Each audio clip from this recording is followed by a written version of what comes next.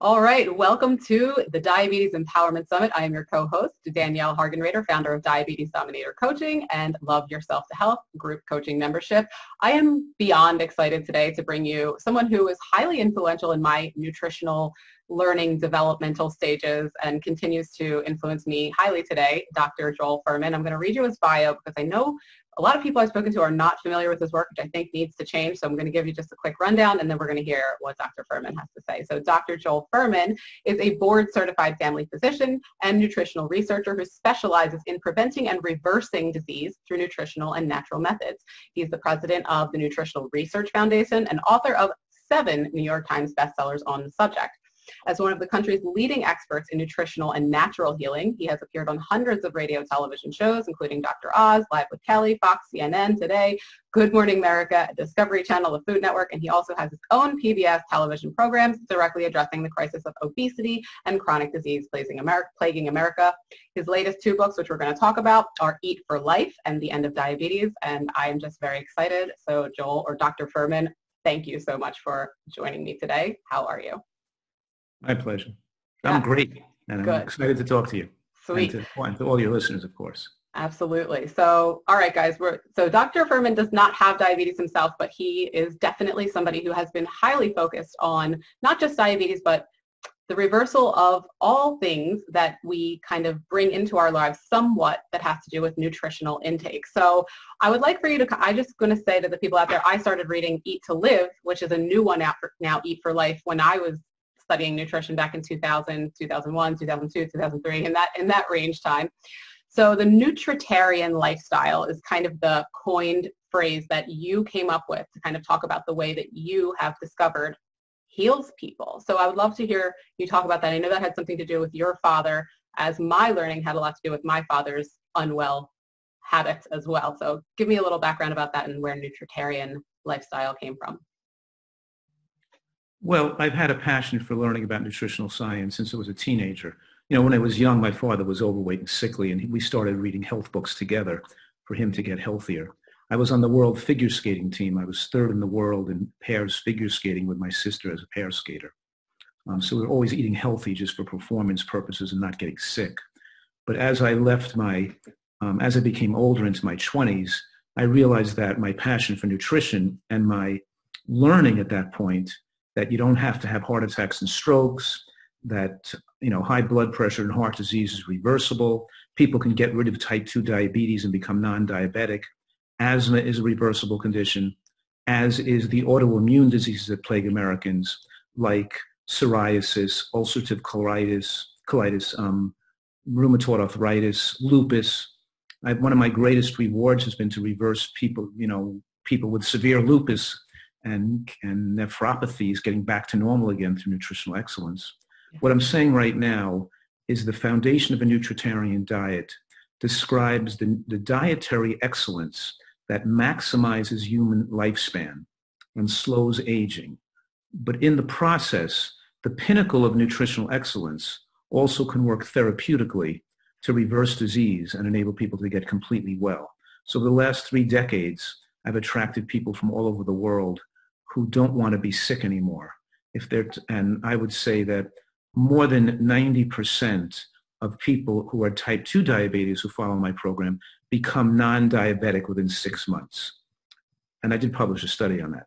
And I did actually publish a study with more than 450 people about this program dropped their systolic blood pressure 26 points within 6 months as well, the most blood pressure lowering effect of any dietary study. But in any case, what I'm saying right now is that the only type 2 diabetics maybe that don't completely reverse it, and I mean by completely reverse it, I mean keeping their blood sugars under 100 without any medications. Obviously, they gain weight and they go off the diet. They felt the genetic predisposition for that, or but I've even seen a lot of able to regenerate beta cell function in type 2 diabetics to have some little more insulin reduction as the time goes on in following this program. So it's not just about losing weight. It's about flooding the body with the right nutrients for healing as they lose weight. The foundational and the type, and like you said earlier when we were discussing, the same nutritional excellence recommended for a type 2, I also recommend for type 1s. And it usually enables type 1s to reduce their insulin requirements by 50% or more. For example, an anesthesiologist who was working at the local hospital was a type 1. And he had to quit his job because he would get lightheaded due to the lows. He'd have so much lows and highs trying to chase his numbers with extra insulin. And once he followed this program, he didn't just lose 50 pounds and come lean and ripped with a six-pack. He also dropped his insulin by 60%, cut 60% of his insulin away, and he was able to keep his sugars in a narrow range. And I have a strong objection to the way conventional diabetologists and endocrinologists treat type 1s, because what they tell people is they adjust their insulin to cover what they choose to eat to keep their sugars in the more favorable range. Yeah. And I completely disagree with that approach. My approach is to give them a fixed maximum acceptable amount of insulin they should use, and they have to adjust their dietary intake to require more than that much insulin. So what I'm saying is that the excess in a type 2s produce excess insulin from being insulin resistant, but a type 1 are also insulin resistant and following the American style of eating, which is deadly. And for a type 1, it becomes more deadly if you eat the way other Americans eat. And with a nutritarian approach, it's not just low glycemic and full of nutrient dense, but obviously it also, when people are able to keep their dietary program relatively similar. Let's say for lunch you're having a salad and a vegetable bean soup. Well, you may change the type of soup or the type of salad dressing, but you're still going to have a salad, a vegetable bean soup, and a piece of fruit every day. You're going to keep your range of your lunch. You're going to get your dietary portfolio and your dietary skeleton to be stable enough so we can keep the insulin pretty stable day to day and not chasing all over the place. And in keeping it so you don't use more than a certain amount of insulin a day, I'm suggesting most of my type 1 diabetic patients don't require more than, let's say, 15 units of long-acting and 4, and 4, maybe another 12 of short-acting. They're not going over 30 units of insulin a day. Pretty much. I don't have people using 60, 70, 80 units of insulin a day. What I'm saying is the extra insulin promotes angiogenesis, cellular replication, it promotes atherosclerotic deposition, it promotes fat storage, it promotes cancer, it promotes that all the dangers and the morbidity associated with type 1 diabetes is due to the way that they're being treated, because they're giving excess amount of insulin because they're allowed to eat like other Americans eat. And all Americans, whether they're diabetic or not, shouldn't be eating that way, because we don't have to have heart attacks. We don't have to have strokes. So I'm saying this nutritarian way of eating, I'm making some radical claims. I'm saying we could wipe out heart disease across the country and strokes. Mm-hmm. We can stop people from getting demented. We can win the war on cancer if everybody did it at all ages, at all life cycles. We could have reduce cancer rates by 90%. And that is not an exaggerated figure, 90%, because there are countries around the world followed from the 1940s to the 1970s that had 1/50th the amount of cancers that we had in this country. It's just after the 1950s and 60s when we started exporting fast food, an American way of eating, to other parts of the world, then they developed higher cancer rates. When they were eating more plant foods, more unrefined foods, they had very low rates of cancer. And we can get into that if we have time, but the foundational principle, there's a few foundational principles, but the primary foundational principle behind a nutritarian diet is moderate caloric restriction in the context of micronutrient excellence. So I want people, if they could, to write down those 6 words: moderate caloric restriction in the context of micronutrient excellence, because my point is that not only is the high micronutrient, phytochemical, and antioxidant content, not only do we have a high nutrient bang per caloric buck, we're picking foods with a high nutrient per calorie density. Not only is that high, but I'm also saying that when your diet is high in micronutrients and fiber, when you're eating a lot of greens and beans and onions and mushrooms and berries and seeds, when you're having all these high nutrient foods that are high in fiber, it naturally suppresses the appetite. So you're not desirous of overeating anymore, and you naturally gravitate towards a healthy weight. Yeah. And the diverse portfolio of these foods thicken the microbiome and give you more microbiome diversity, causing a biofilm to coat the villi, slowing the absorption of glucose through the digestive tract wall. So we're using glycemically favorable foods, but what scientists call the second meal effect means that your biofilm slows absorption of glucose into the blood at a meal, even when you're not eating of that type of food like beans or onions or mushrooms. You can still be eating oatmeal or a mango. The mango now has a lower glycemic effect because you ate the mushrooms and the beans and the onions at the other meals. Right. Um, You said so many things. I just want to back really quickly because it's a question I get a lot, and I like hearing you say it as well, kind of just about type 2, because I do have a lot of people with type 2 that come to the summit and I speak with and have as clientele. And one of the biggest questions, and I think as simple as it may be for you to understand and for me as well, about the idea of reversal, one of the kind of analogies that I came up with that I use to help people understand that, because that is kind of what people with type 2 or people who are caring for someone with type 2 I have a little bit of confusion on, and it's probably one of the biggest misunderstandings that I ever hear throughout my career, is exactly how you described it. The genetic predisposition for type 2 diabetes doesn't go away. But if you continue, I refer to it as kind of like alcoholism, whereas in the sense I have a lot of friends and family who are recovered alcoholics, and the thing is that if they go back to drinking alcohol, then the alcoholism is still there. It's the same exact idea with type 2 diabetes. The genetic predisposition is always there. However, if the fuel that you're giving your body is not tons of processed foods, your body has the capability of healing, and therefore you will get A1Cs and blood sugars, as you mentioned, that were under 100, and fasting and all that other thing. But it's not like you can erase the genetic predisposition, which is a lot of questions I get around that. So I'm really glad you touched on that as simply as you did. And I just wanted to kind of iterate or kind of say that again, because I think it's a really important part. And the other thing that you say that I just want to say is nutrient density, which you say nutrient excellence. I love it. That's kind of it. The example I always give to kind of make it people who are watching who may be completely unfamiliar with what you're talking about is if you have a cup of strawberries in one hand and if you have a cup of strawberry jelly in the other hand, right? It's the same cup. It's the same way. It could weigh the same amount. However, the nutrient density, the bioavailability of the nutrients and the vitamins and minerals that Dr. Fuhrman is talking about in that cup of fresh, unprocessed fruit, that's kind of the delineation that we need to make. And I think that a lot of people think it's very complicated, where I find that the more you understand about it by reading books like your books and really going through the program, we can really integrate it into our lives and not feel like it's a burden, because that's where we're at right now with everybody wanting to eat this way. They feel like it's not joyful.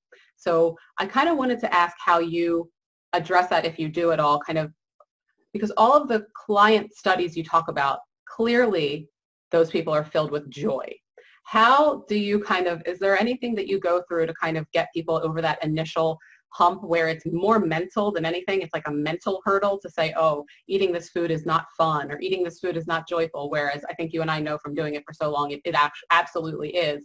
But do you address that at all in your practice about people having the mental kind of emotional hesitancy to say, well, I'm going to be deprived? Is that anything you hear about regularly? Well, that is my practice. Yeah. That's what the practice is all about. I mean, that's why I have a food addiction recovery center in California. Yes. People come and stay for 2 to 3 months.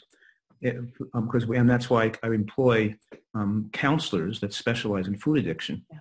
And here's the point. Let me just respond to that for a few minutes, because if you're emotionally sane, this becomes the only way a person would eat, because your taste buds adjust with time. The recipes are incredibly delicious, and people enjoy eating this way more than their old diet, not less.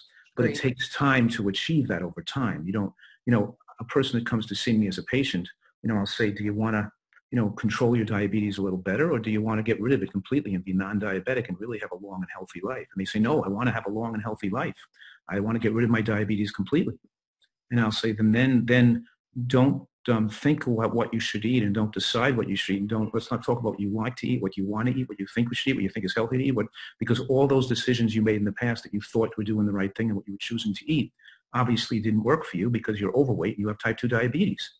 If so, I'm going to give you a plan where you're going to drop 15 pounds minimum the first month, and 10 pounds minimum the second month, and 8 pounds minimum each month thereafter till you get to your ideal weight.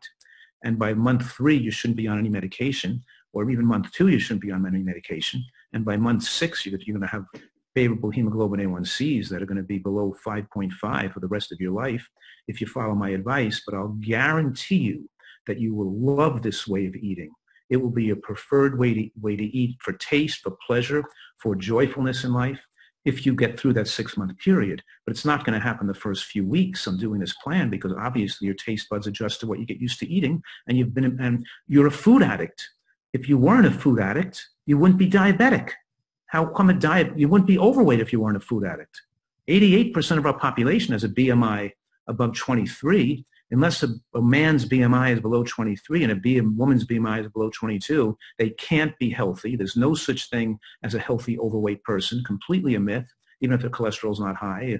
Fat cells are pathologic. They secrete cytokines and lipokines. They make you insulin resistant. They raise your aromatase production, for you raise your estrogen, increase risk of breast cancer. So what I'm saying right now, that to get to heal, to be well and to be healthy, whether you're diabetic or not, your body fat has to be below 25% as a female and below 15% as a male. And a nutritarian is either a person who has that ideal weight, or they're moving towards that ideal weight, at least at a kilogram a week, or they're not doing the program. And they may not love this at the beginning, but that's not the purpose. The purpose is because they don't love stopping cocaine the first week you stop. You don't love getting off cigarettes the first week you stop. Sure. It's uncomfortable. You could get withdrawal anxiety, and you're getting symptoms of detoxification, and they're not liking it at the beginning. And many thousands of people have followed this program in their own, reading my books. They can't just do it as a result of this conversation. They have to learn about this. They have to see how delicious the recipes will taste and become, and they have to learn the science behind this for them to stick with it. I said in Eat to Live, that book, my first big best-selling book in 2004, I said, don't decide about what to do and don't start this yet. Just read the book and learn the information. Then you can decide if it's right for you or not. If you make a decision right now, you're making a decision based on an insufficient amount of facts. And then what you said, we talk about food addiction all the time, and the interplay between the physical withdrawal and the physical symptoms making people shaky and weak. And they have to overeat to keep their energy up because their diet is too toxic. There's a physical addiction that drives people to overeat calories. And unless they improve the quality of what they eat and take out those unhealthy processed foods, they're not going to ever stop that calorie consuming monster. Yeah. And number two, there's emotional overtones. And because the addictive process, they're recreating with food, and they're using food to soothe pain in their life and to substitute for other passions in their life. And that has to be solved too. And I always say this, we teach this mindfulness about changing a person's personality, because most people who follow this program are incredibly grateful, not for the fact that they don't have fear of disease anymore and they got well, but they're incredibly grateful for the beauty of the food, how well it tastes, yeah, and the magic healing powers of natural food, and how it's so protective. And when you have that, that wok, that Thai curry, vegetable wok with bok choy and straw and trumpet mushrooms and parts of palm and water chestnuts and a delicious sauce on a bed of cauliflower rice. We had it last night for dinner here at the retreat. People were saying, wow, this is like a 5-star restaurant. Yeah. They love the food. Yeah. As they're dropping, 4 pounds a week, they're loving the food. Yeah. You know what I mean? And so the retreat I hear in California, where people come and stay with me for 2 to 3 months, I have, obviously I have some people, famous rock stars and people with diabetes and politicians and celebrities, but I have people come here from all over the world, because recognizing how difficult it is for some people who have addictions, and food addiction is the number one addiction, to make that change, and they need extra counseling and to be in an environment where they're not testing, where they can drop that illicit love affair that they set up with these dangerous foods. They're dabbling in dangerous foods. The more they dabble in those foods, the more it reinforces their addiction and makes it hard for them to stop. You said it earlier. The alcoholic doesn't do well when we keep feeding them alcohol. It's easier to quit if you have total abstinence from your addictive triggers. And if you get off the sugar, salt, and oil completely, it makes it so much easier for people to do this and enjoy it once they learn the recipes and how to use these food, the techniques we use and we learn. Yeah. And some of my best-selling books have been the cookbooks we make that we get such great acclaim for. And it's not just me, it's also the fact that I have contributions from world-class chefs all over the world that do this program, and even people who've been doing it for years who contribute and send their recipes in. Yeah. On my website alone, I think we have more than 1,700 recipes that are Wow. rated by people, so people can see, oh, that's a 5-star Caesar salad dressing. This is it's like Yeah. So in any case, they're not missing anything. Yeah. It's only ignorance that keeps people in that prison, because the addict comes up with irrational reasons and they delude themselves, self-delusional to maintain their addiction. The person who's an addict always thinks that it's too much stress. It's not the right time to change. Right. Or, they fall back to the addiction. They don't understand the addiction is the cause of their stress. And they're going to lose their intelligence, their creativity, their ability to solve the problems in their life by maintaining that addiction. The type 2 diabetic is always better and happier and more joyful when they don't have diabetes anymore. The diabetes, so that it's totally, I realize a lot of people might think that, but it's really, I hope they can see through their own limitations and expose themselves to this information for what the possibilities that could be open to them. Yeah, and I kind of love how you kind of put that, because for me, having my background, having had type 1 for the majority of my life, close to 30 years, and having had a food addiction, a very serious one throughout my teenage life. I talk about it openly. I sit on the board of directors for the leading eating disorder and type 1 diabetes nonprofit organization in the United States, because it is a passion for me to help people understand the mental and emotional addiction that we do end up implementing into our lives when we live with diabetes, whether it's type 1 or type 2. And it's generally, what I find is that it stems from the fact that with diabetes, we do need to, what some might say, obsess over food, because it's our lifeblood, right? And it creates this disordered eating. And I think that unless we learn this, and you're teaching it at your retreat center, and also kind of the environmental stimulus, where if you can have the ability to go to a place where you can set your environment up to support the changes, right? So you're in your retreat center somewhere where there's not, the risk of going around the corner to 7-Eleven or going out to, et cetera, et cetera. That's fantastic. But that's also something you can do in your home. That's something I did, without going to a retreat center, and throughout my own evolution of eating and becoming healthy in my own regard, was setting up your own environment for success. So I love that you put it. It's just like anything in the beginning. It's going to be tough. I love that, because it's true. It's not going to be snap your fingers. And it could be if you're fully committed, but it's not. I just want people to know that this is not like some magic pill you're going to take and everything's going to be fine. It's a lifestyle that if you follow it, you're like you're saying, you're pretty much guaranteed to get the results, because that's the way. It's easier to do this when you fully commit. Yeah. It makes it much harder if you have a foot in both worlds and you keep dabbling in addictive substances. Absolutely. And also, to add to that, is 99 or the vast majority of people, 99% or more people, do this on their own. They set up their house, they get some local support, they get the family to support them. But of course, that's where they have to read and learn first to know how to do it on your own. And they can be successful doing this on their own, obviously. Yeah. And it's incredibly empowering. To learn on your own. Right, they have to learn how to do it, and that's what we teach them, of course. And to just add some little elements here, I'm making this radical claim, and I want people to be clear about it. I'm saying that the shortened lifespan that befalls on the type 1 diabetic with neuropathy, retinopathy, nephropathy, with the fact that they burn out their kidney, get diabetic retinopathy, increase the risk of cardiovascular death, get increased risk of peripheral and digestive neuropathy and peripheral neuropathy. The fact that they get all these problems, I'm saying those complications of type 1 diabetes are avoidable, will not happen they're not the result of taking, they're not the result of their type 1 diabetes. Yeah. They're the result of the food, the way type 1 diabetics being fed, and the combination between the food and the excess insulin that food requires. They're not the result of type 1 diabetic. The shortened lifespan doesn't have to happen when it's like a person with thyroid disease.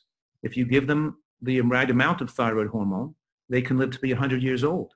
But if you gave them too much, you could burn out, you could cause a heart attack or go into atrial fibrillation. The type 1 diabetic can live to be 100 years old with no complications. They do not have to have a shortened lifespan if they use a physiologic amount of insulin. But if you're going to eat, processed carbohydrates and cheeses and meats and fried foods, and then take 60 to 100 units of insulin a day, then you're going to die young. You can't get around that. If you're going to be overweight, if you're a type 1 diabetic and you're going to be overweight, you're not going to have a normal life. Yeah. But if you are an ideal weight with the ideal diet, with the right amount of insulin, There's no reason there's any fear with type 1 diabetes and any shortening of the expected lifespan of humans, which is between 95 and 105 years of age. You don't have to, and the bell-shaped curve crunches in, narrows, because right now we have a bell that sweeps from 60 to 90, right? Where the middle of the bell might be 80, so it might be sweeping from 60 to 100, 20 years below 80 and 20 years above 80. But it's such a wide bell, you don't know where you're going to fall. You can die at 65, you can live to be 95, you don't know. But when you eat healthfully, genetics play less of a role, and you narrow the bell, so most people can live in their mid to late 90s or further. But with I'm saying this protective lifespan, I don't want people to think type 1 diabetes is some kind of death sentence just because all the people with type 1 diabetes having that happen to them. It's because they're doing all the wrong thing. And fear also is not good for a person's health. And our medical profession, medical authorities, and our conventional system breeds fear. And they, with all the testing and treating, and it's just, you can set people free of having to worry because you can see your numbers stay good, your cholesterol stays good, your blood pressure stays good as you age, your weight stays good, your strength stays good, your mental faculty stays good. You can see you're not going to be fearful of all these things happening to you when you live properly. It's so much more empowering to take care of yourself than it is to be under the, have all this needless and excessive medical care. Which leads to medical suffering, needless medical interventions, hospitalizations, and other things that make your life miserable. Yeah, absolutely. And I agree. I mean, especially what's going on in the world today. This is being filmed right now. It is June and it will air in August, but everybody knows, COVID is still happening and it's still a thing. And I talk a lot about fear as a motivating factor and how I talk about fear kind of guarding the door to your mind with media. You need to guard the door to your mouth with knowledge, with empowerment, with feeling confident about choosing these nutrient-dense foods. And then all of a sudden, that fear dissipates. It's not to say you're never going to be fearful again, but when you're making most of your decisions from a place of fear, the outcomes are not going to be good. Fear does not make good things occur. That makes negative things occur. So I think that's really important, kind of because I know a lot of people with diabetes are fearful. And I sometimes feel guilty for doing all of the work that I have done where I don't live in fear of diabetes anymore. In fact, I think it's one of my closest friends and confidants because it's allowed me to take a look at my health and my body and how it reacts with food and nutrients in a way that I don't know that I ever would have taken that look had I not been diagnosed with diabetes. So I do find it to be something that induces a lot of confidence versus fear. And as you said, I kind of want to get into like some actual foods. And one thing that I'm sure people are like, okay, well, what exactly is this man, this radical man? I'd like to comment on COVID if I could. Yeah, of course, absolutely. Because this idea that, the silver lining in all this, so it's tragic that people have to suffer and die and do all this thing, but it's tragic, of course. But the silver lining is that it doesn't have to happen to you. It could spur people on to more knowledge about nutrition. The reason why COVID is so devastating to the world's population has to do with the spread of the fast food industry and the processed food industry across the world. So we have a whole world population of immunosuppressed people eating processed foods. That COVID is not dangerous to healthy people, and it's not dangerous, it wouldn't be. So, and it doesn't take long to build your immune system back to being healthy if you start eating G-bombs every single day. That's what I was going to say. Start eating all these foods that support immunity. So if you're a type 2 diabetic listening or a type 1 diabetic listening or you're an overweight person who you're at higher risk of death or hospitalization from COVID, get rid of that right away.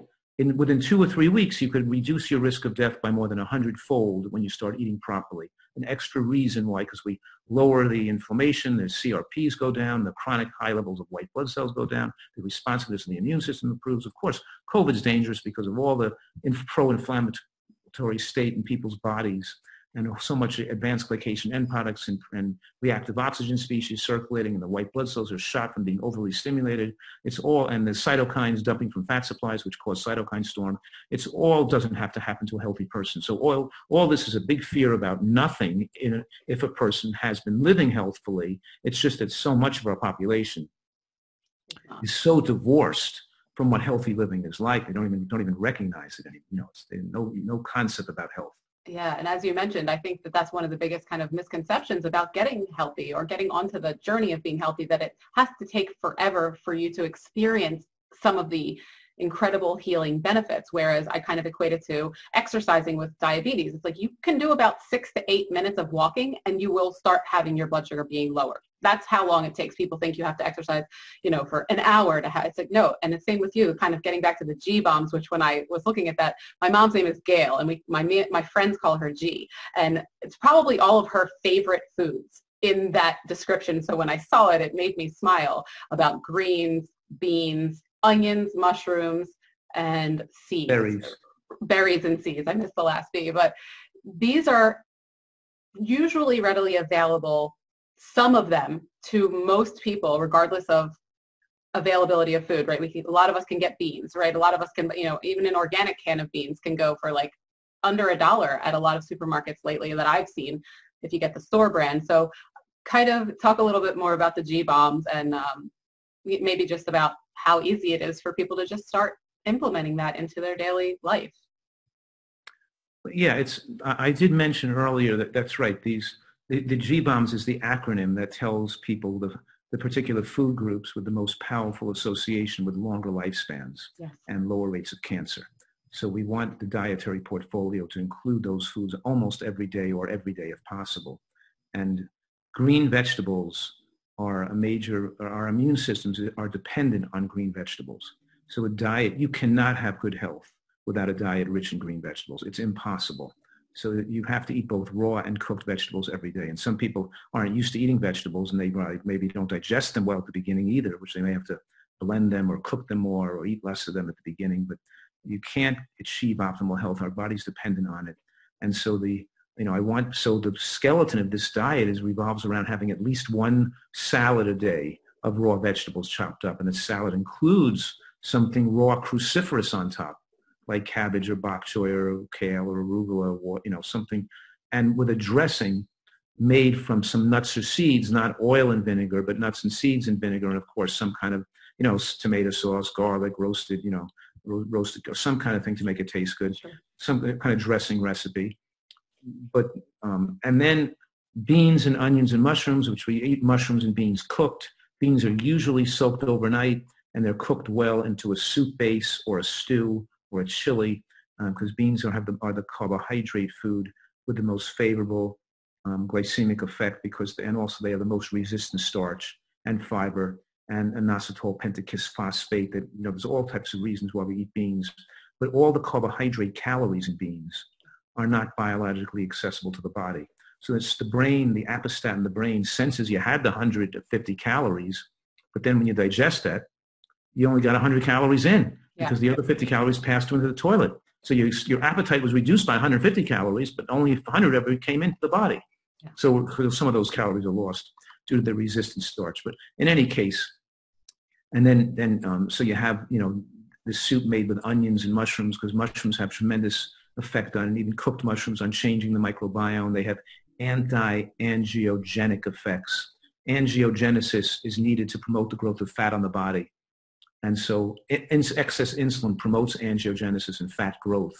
And mushrooms say, no way, Jose, I'm not letting you promote fat on your body. They prevent fat storage.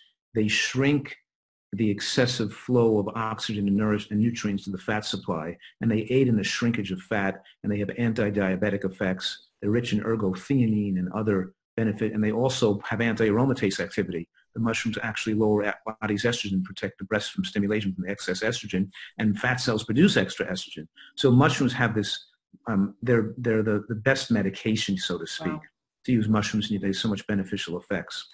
So this diet is not only calorically favorable and nutritionally favorable, but it's also hormonally favorable. Yes. It promotes and biologically favorable factors.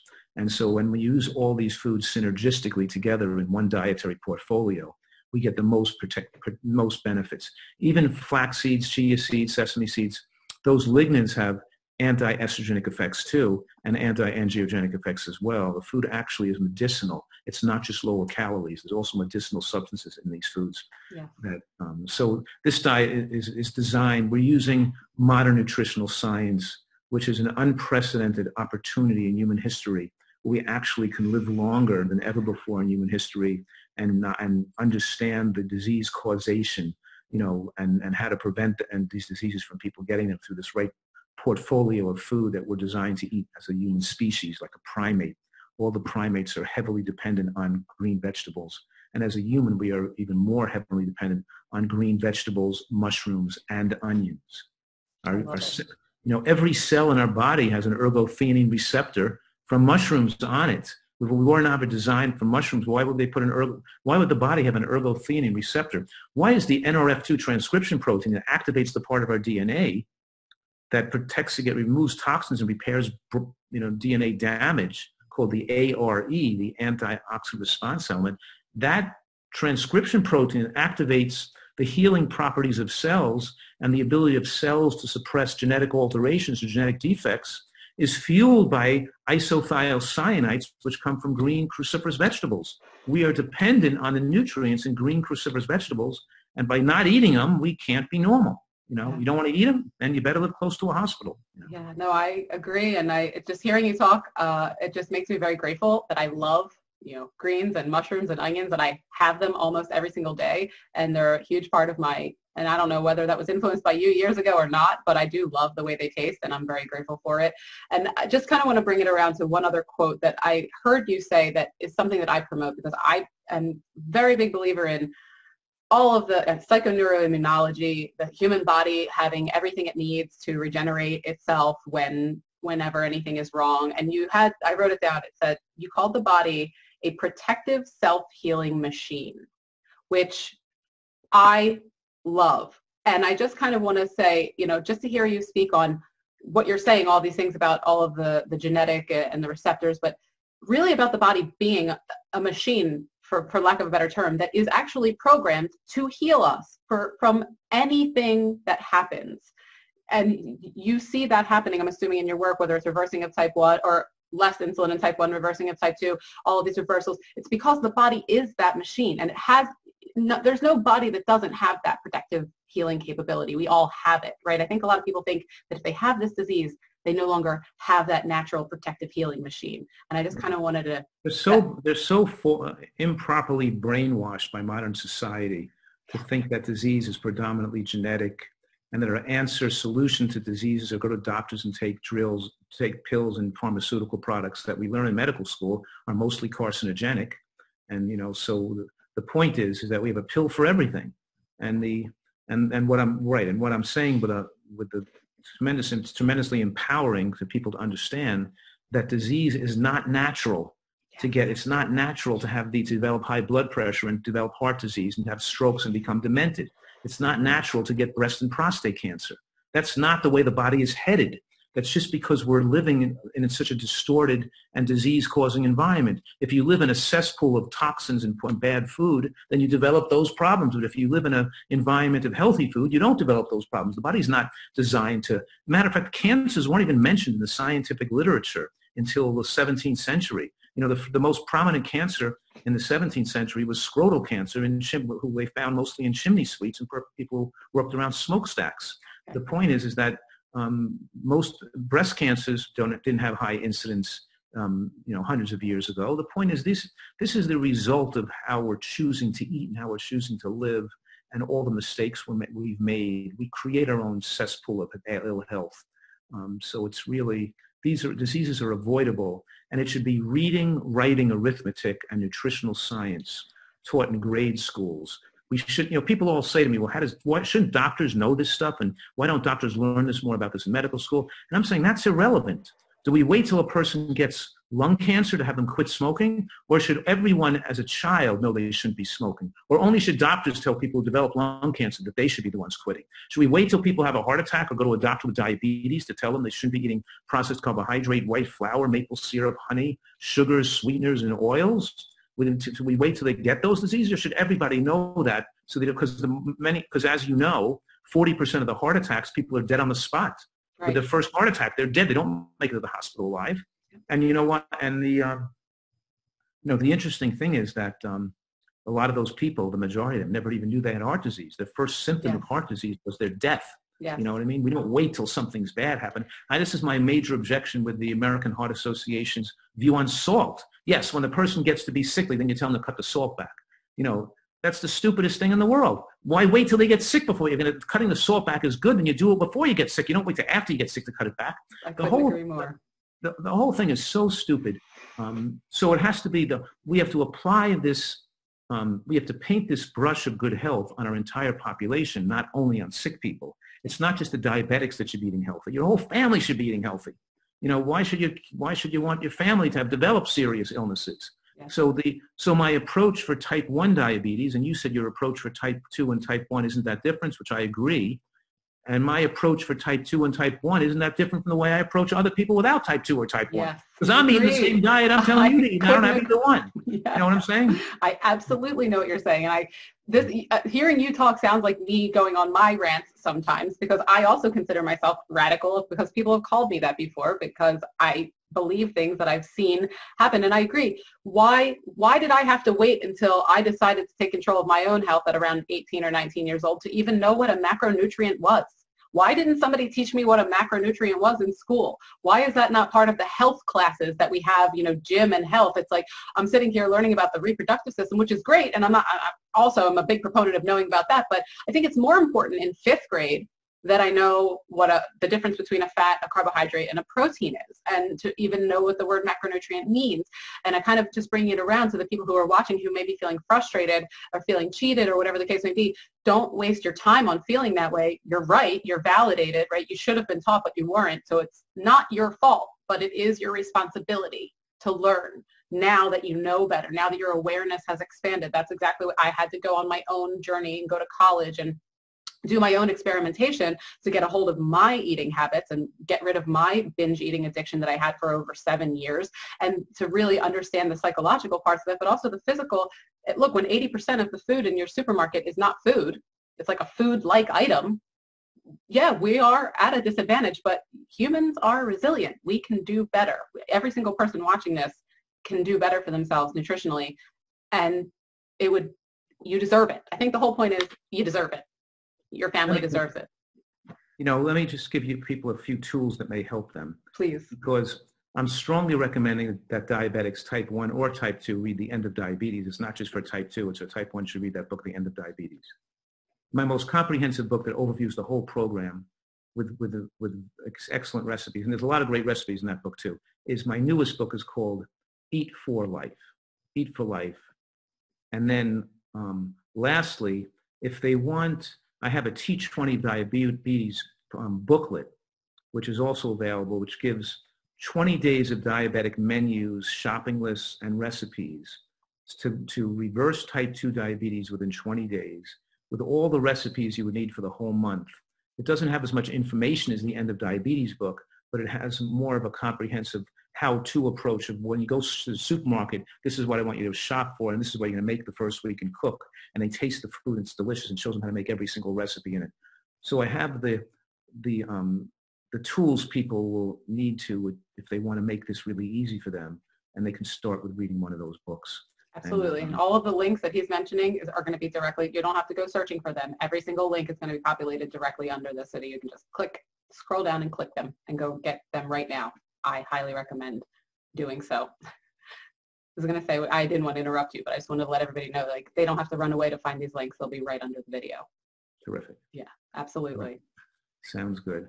Yeah. So, that's kind of, I could certainly sit here and talk to you for many more minutes. We talk for hours, but we just got to get a brief overview to motivate people to learn more. Exactly. So if you're motivated, which I hope that you are, because even me, who already knows all this, just talking to Dr. Fuhrman has me feeling more motivated. So go ahead, check out his books, go to his website, see about his program if you're, looking to go out to California. And is that still happening now with COVID? Is that? Yeah, we have people coming in because they need to be here, and they need to come. It's saving people's lives here, so it's exciting for me. I love doing what I do to work with people. Even I love the feeling of staying connected to people, so I can have people I'm working with and watching them get well. It's really always been a thrill for me, I completely relate, and as a coach, it's like I always say, it's my lifeblood to get the emails and see the results, and I think that's why I'm drawn to you, because there's no questioning your passion about what you're doing. That's very apparent, and I appreciate that. Any other last things other than the books that you wanted to mention, new things to look out for, or just any final words of wisdom before we bring this to a close? No, they can look for the upcoming events on my website. We have in August an upcoming weight loss challenge with prizes and stuff, but I have all kinds of things going on. But they can certainly, that's plenty of information. And I think that, of course, my last message is that this is therapeutically powerful. So just don't think you have to be sick the rest of your life. Whether it's high blood pressure medication, high cholesterol medication, migraine headaches, fibromyalgia, that your body, that you have this miraculous healing machine, that you can make a complete recovery. Don't be satisfied with being sick and taking drugs the rest of your life. And of course, wishing everybody, much happiness and great health. All right. Well, thank you so much. Thank you to Dr. Joel Fuhrman for taking the time out of his day to share his wisdom and proven perspectives on nutritional excellence with us today. And I look forward to seeing you on the next interview. Take care.